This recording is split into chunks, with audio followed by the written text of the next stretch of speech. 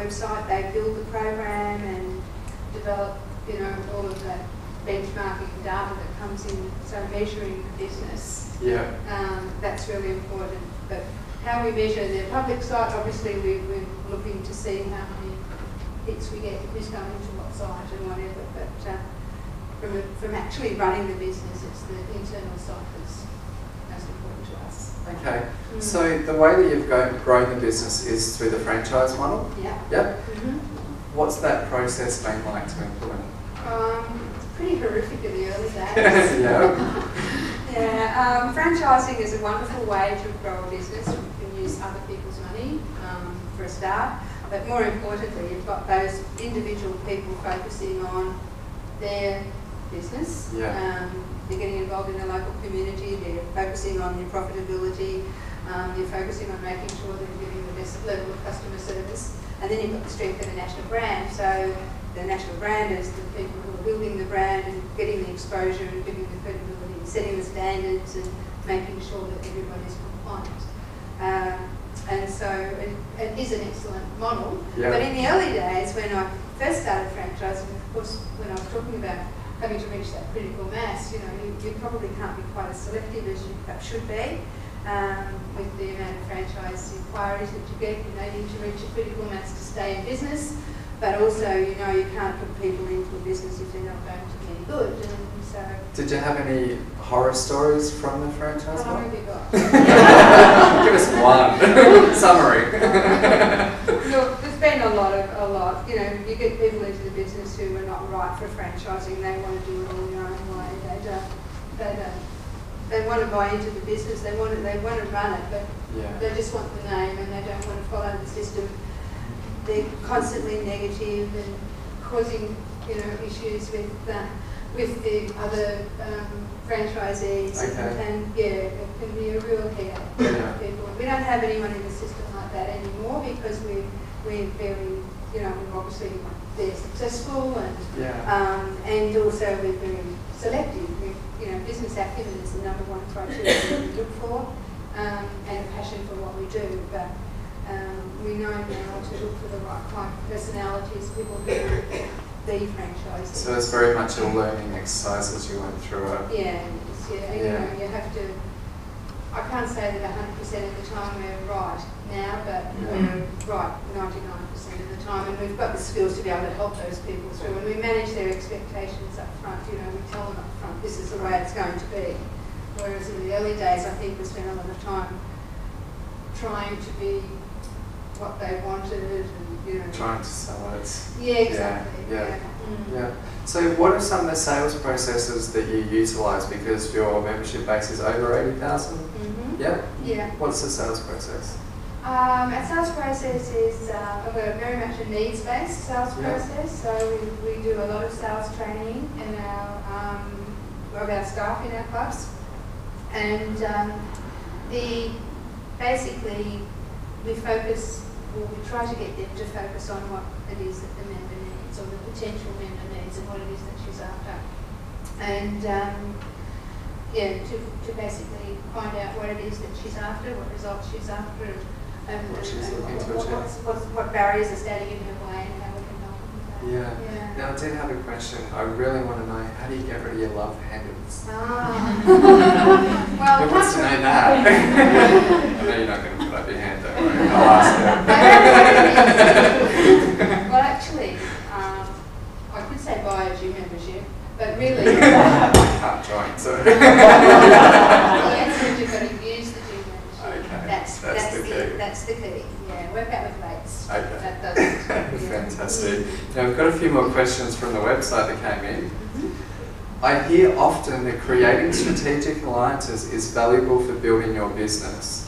How have you built strategic alliances, and what specific strategies work for you? I don't know what strategic alliances we've really built. We're the kind of business that everybody wants to build a strategic alliance with us, because we've got the 80,000 members, and so everybody wants to have an alliance with us because we're, their ticket to a whole lot of consumers for whatever it is that they sell, and they all have wonderful ideas, wonderful opportunities for me. But how do you say, okay, that's great and that's really bad? yeah, well, we have a, we have a core purpose which is empowering women to shine, and that's every decision we make is based on that. And if somebody comes up with an opportunity that fits with our core purpose, and there's something in it for us, and that's good for them, and we can work well together, then we'll look at it. Otherwise, we'll run it. So it's an add value proposition to each party. Every decision we make is an add value to our members, or make them really interested. Fantastic. Any more audience questions? Yes. Okay.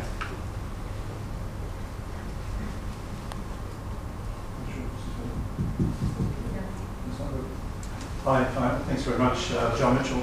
I'm interested, I don't go to the gym myself, but I go past a lot of gyms, and a lot of gyms seem to be going out of business. Like, you see the ones closing down and the opening. Where do you see the industry going in the next 2 to 5 years? Oh, that's interesting. A bit of a short history of the industry. They came into the market in the 1980s. There were lots of chains springing up around the place, and that's how I joined the gym.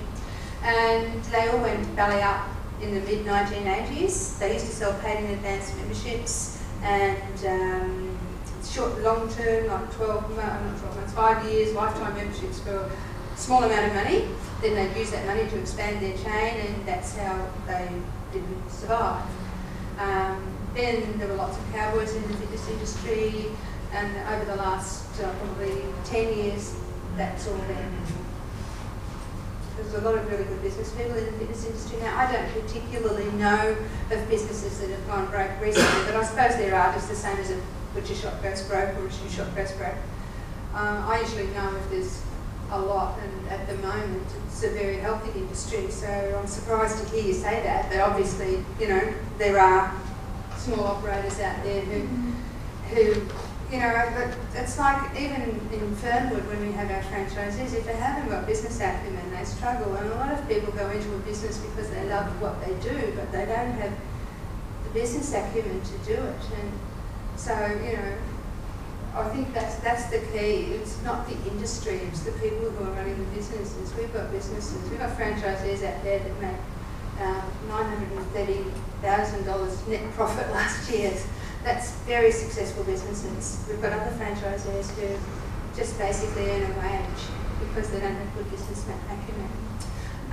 So I think the industry is going forward, and it's very healthy. Everybody knows that they have to exercise. That you can lose weight, but that's not going to help your health. We're all growing older now. How we're going to be when we're 90 years old. We're going to be frail and not be able to get out of our chair, or we're going to be, vibrant and healthy. And it's how we live our life and how active we are now is how people are going to be when they're old. So I don't see that the industry is going to go backwards. Do we follow the states as far as what happens over there in the health fitness industry? No, they think we do, but we're better than them. That's what we want to hear. No, true. That's true. I've been over there, and they think they're miles in front of us. They're the big power of the world, power of the United States, but I don't think they're a patch on what we do in Australia, not just in our industry, in a lot of businesses. We've got another question. It's no Americans. Hi, Diane, Melissa. How have you handled some of the other female gyms and competitors out there? I know there's at least a couple of others, especially the US quick fixes like Curson's, where they've tried to sell it on being a quick workout. How have you handled some of the big competitors? We haven't had to handle them. We're aware of them. We've been aware of them for quite a few years. They're little gyms that people come in and do a workout and go. And they haven't had an impact on us, so we haven't had to actually handle them. With competition, the way I look at business with competition is that you're aware that they're there and you know exactly what they do, and you do what you do better. and you know, I just I don't ever try to match competition. If there's competition out there that does things different to me, I have a look and see what they do, and then I do and I do better. And I think it's good to have competition because it just makes you improve and makes you be better at what you do. Yeah. Another audience question. Yes.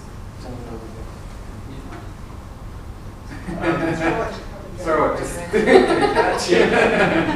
my name's Craig Marcel. I've just got a question following on from this gentleman's question. I'm in the recruitment industry, okay, and don't throw it now. But there's a lot of negativity toward recruiters, and I think rightly so. And following on from the gentleman's question, I would guess from what happened years ago where people were offering those long-term memberships and lost their money because the gym's closing down, there would have been some negativity to people taking out gym memberships with you following on from history. How have you coped with the negativity and overcoming the we will be successful, trust us? Okay. Well, we have a totally different business model. If you want to come in and put your frock on and then you would only pay for 1 fortnight at a time with us. You don't pay for any longer than that. And you get a contract, but if you're a business, then obviously you don't pay anymore. Yeah. So there is no risk to the consumer at all, and it's much a healthier way to run a business where you get the cash flow coming in as you need the money to run it, rather than bringing all the money in up front and spending it on other things, like yachts and... Now, we were talking about your car before. What do you drive? Tell them what you drive. Fair. Come on, beat that ball. I'll drive a Lexus convertible. Okay. And can you tell us the story that happened in the last few weeks? Oh no. That's not fair. Well, I was driving along a country road and I'm a very competitive person and I was trying to beat the time that it usually took me to. This farmer drove out of his property, but it wasn't a farmer at all. It was a policeman in a car. Hey, if you've got a nice car, you've got to test it out every now and then. I did. I wanted to do, but that's what happened. One more question. What colour is it? What colour is it? Gold. So we've got a question up the back. Yeah, hi John. My name's Damien from Asia Pacific. If anyone needs an office, come and see me. First of all, congratulations on the business. Is your model being copied overseas, or have you got any plans to take it overseas? Yeah, we do have plans to take it overseas. One of our Australian franchisees has bought the rights to New Zealand, so she's over there now, opening up her first club. We've been over to Canada to do some due diligence over there. Our strategy is to move into countries that are like Australia, the Commonwealth countries, that we can understand the language and the systems, and then once we master that, all going well, we'll move into other countries. So we do have a strategy to move overseas. There are women's only chains and clubs around the world.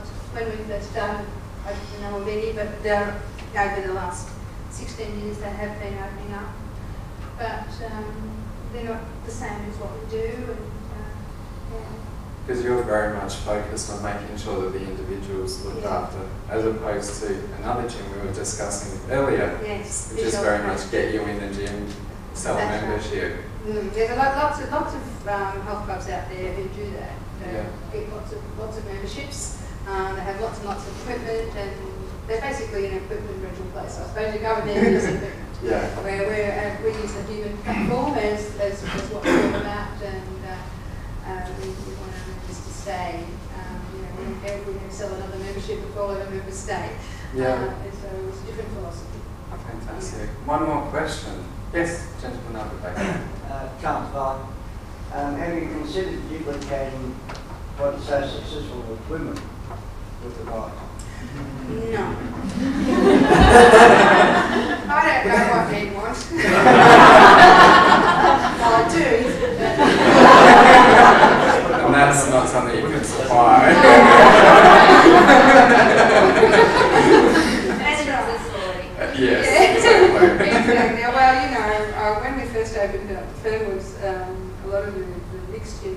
said, you know, where are all the women gone, you know? So a lot of the men like to go to the gym, I think, because part of the enjoyment is probably to see some of the girls working out there as well, maybe, I don't know. But I don't know. My focus is on women's health, of course, not men's. Yeah. Quick question. Daniel, just because no one's asked, Fernwood? Why? The name? Yep. The name Fernwood. Okay, well, it was a hot day. And I was trying to think of a name of a place where it'd be really nice and you'd want to keep going back to. And I thought of this place in the middle of the forest and there was a little brook. And so I came up with names like Fern and Gully and Wood and Dale and all that, made combinations of them. Then I went through the Australian postcode book, found out a place that didn't exist in Australia and happened to be Fernwood. So it's very scientific and logical. Fantastic. Thank you so much for joining us. One last question. What kind of advice would you give to a startup business or SME looking to grow their business and take it to the next level? Right.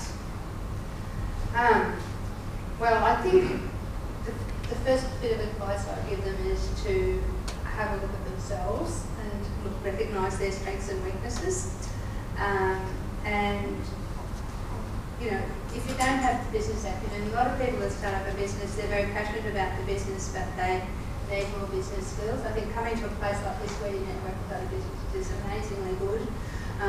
Learn from other people, read books, go to short courses on, you know, honing your business skills. I think that's the number one most important thing to get to the next level. Because when you do that, then you'll learn how to employ better people, how to manage them better, and that's the secret to being successful. So when I started this business, I didn't have a marketing strategy or a business plan or anything like that, and they say that's what you should do. Instead of learning on the go. Yeah, exactly. Yeah. Thank you so much for joining us. It's been incredibly valuable. A big round of applause.